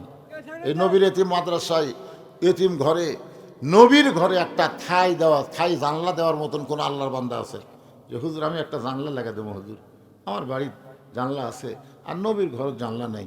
হুজুর আমার মনে খুব কষ্ট লাগতেছে, হুজুর আমি একটা ঠাই জানলা দেবো হুজুর। এরকম কোনো আশেক আছে? এরকম কোনো নবীর পাগল আছে? পাগল আছে যে একটা ঠাই জানলা দিবেন নবীর মাদ্রাসায়? যে করা 20 টাকা ছিল সব লিয়ে আসছে, একটাও থইনি। দেখেন সব 20 টাকার লোক। আল্লাহ আল্লাহ তোমার বান্দা দান করছে, আল্লাহ যে নিয়তে দান করলো, আল্লাহ তার নেক নিয়ত নেক আশায় কবুল করো। ধরে কোন আমিন। এর ওই পশ্চিম পাটিতা পাড়ার কারা আছে রে? এর মধ্যে পশ্চিম পাটিতা পাড়ার কারা? হাত তোলেন তো দেখি। এই পশ্চিম পাটিতা পাড়ার কোনো লোক নাই? হাত তোলে না কেন রে? আচ্ছা ঠিক আছে, এই পশ্চিম পাটিতা পাড়ার বাহিরে কারা আছেন? তারা হাত তোলেন তো দেখি।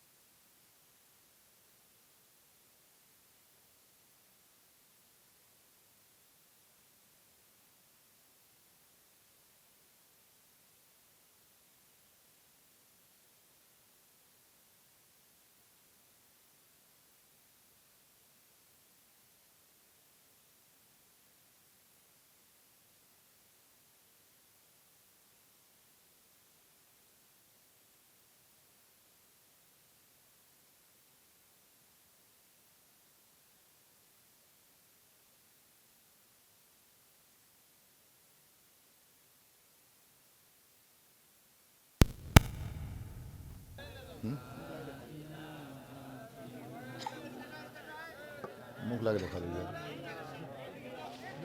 লা ইলাহা ইল্লাল্লাহ দেন, সবাই দেন, ব্যাগের মধ্যে দিয়ে দেন, দেন সবাই দেন।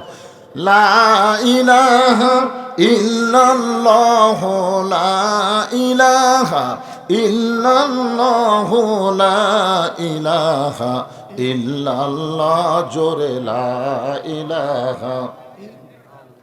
যতগুলা অতিথির নাম লেখা দিয়েছে এই বিজ্ঞাপনে, এই অতিথিগুলা যদি দেয় তাহলে আপনার কাছে টাকা নেওয়াও তো জায়েজ নেই। এখন এই মালগুলাকে আসছে, এরা দিল কি? এই শোনেন, একটা জানলা দেওয়াই লাগবে, যত হাই ব্যাটা দেখুন জান।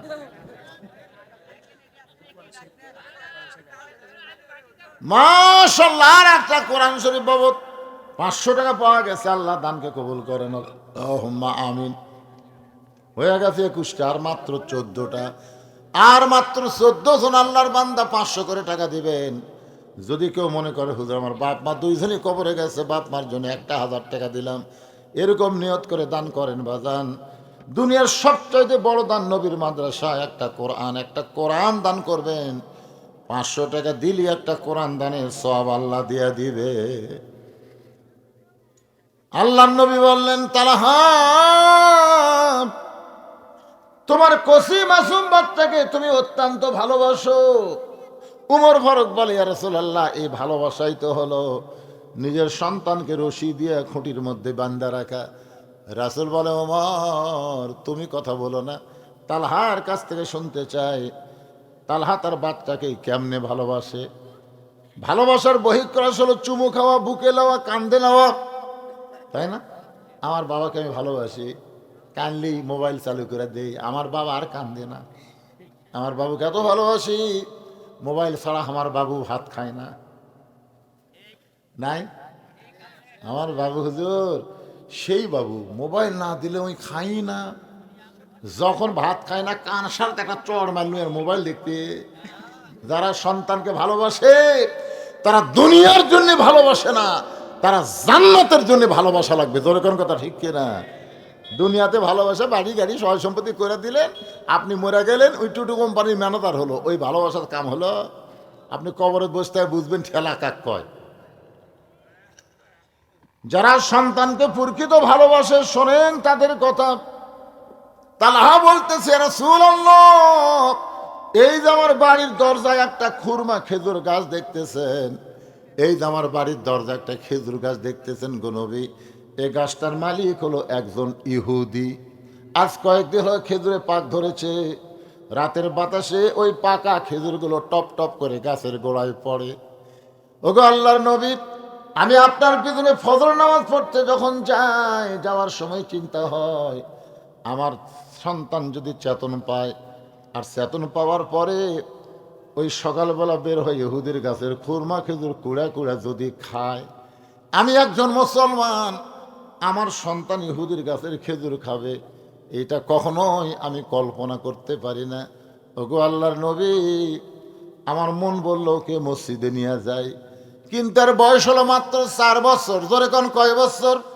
4 বছরের বাচ্চাকে কান্দে করে যখন মসজিদে রওনা দিলাম, আমার ইমান বলতে, তালহারে, রাসূল কিন্তু বলেছেন 6 বছর থেকে নামাজের তালিম দিবে।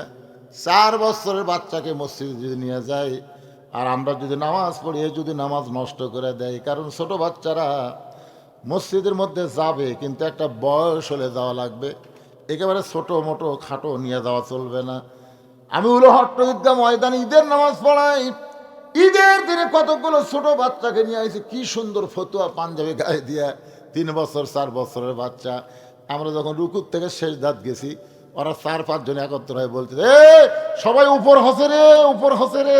আমরা গেছি শেষ দাঁত, ওরা করছে উপর হসে রে। এই কথা শুনে মুসল্লিও হাসে, আমি যে একটা ইমাম মানুষ ভাই, আমিও হাসি আটকার পারিনি। কে রে, আমরা উপর হসিরা শেষ দাঁত গেছি। আপনারা বলেন ভাই, এটা অন্য নামাজ হলে দুহরে পড়ানো যাবে, কিন্তু ঈদের নামাজ তার দোহরে পড়ানোর কোনো সুযোগ আছে? আমি খুতবার মধ্যে বললাম, আগামী ঈদে 5 বছরের নিচে 6 বছরের নিচে কোনো বাচ্চাকে মাঠে আনা চলবে না, কারণ এরা কিছুই বোঝে না।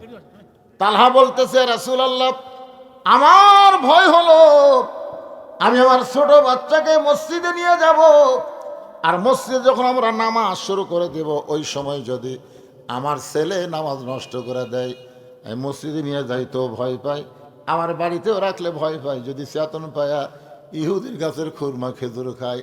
আমি তখন চিন্তা করলাম কি করব। তখন আমার বিবেক আমাকে বলল, তোমার বাচ্চাকে রশি দিয়া তুমি আটকে রাখো।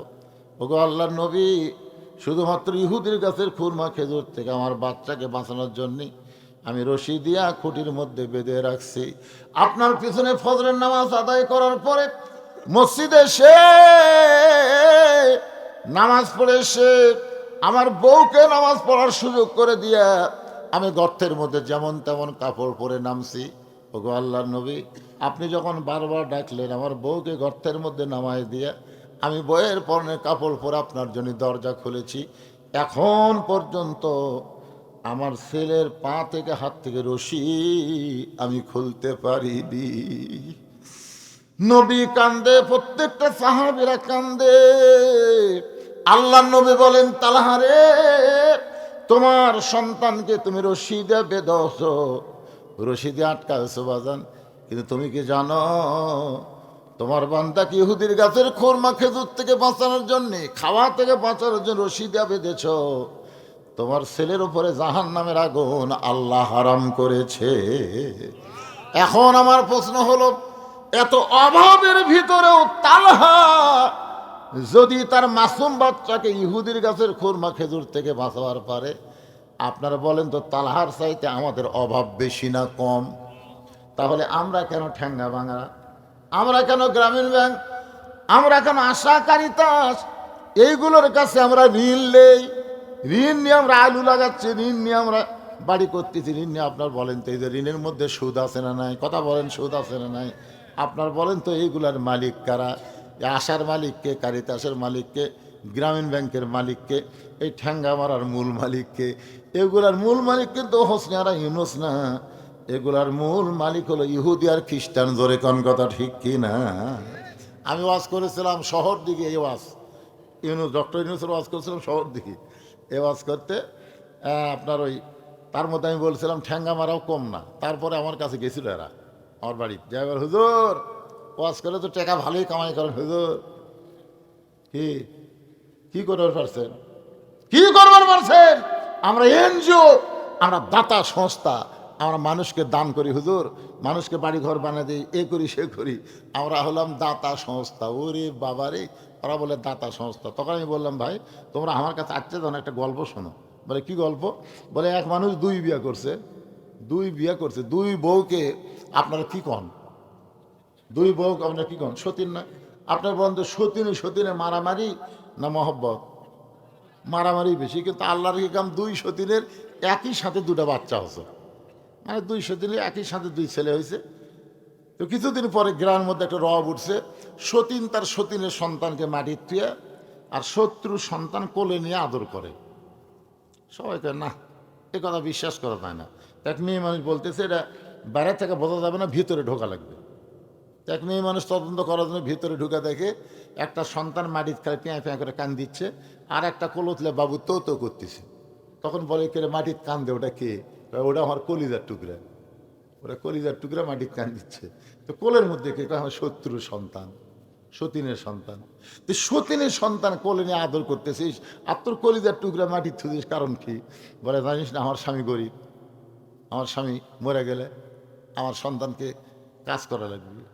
তো ছোটোবেলায় মাটির থাকলে মাটির একটা আত কানেকশন পাচ্ছে, এই যে রোদ পাচ্ছে, রোদের ভিটামিন সি পাচ্ছে, মাটির আত কানেকশন পাচ্ছে, আর যত কান দিচ্ছে তত ব্যায়াম হচ্ছে।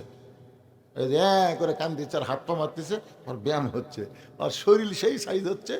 বড় হলে পানির ভিজলেও সহ্য হবে না, ও দুধ পড়লেও কাম বাড়িতে আসবি না, সেই শরীর আমি গড়ে তুলতেছি আমার কলিজার টুকরা, কারণ কাজ করে খাওয়া লাগবে।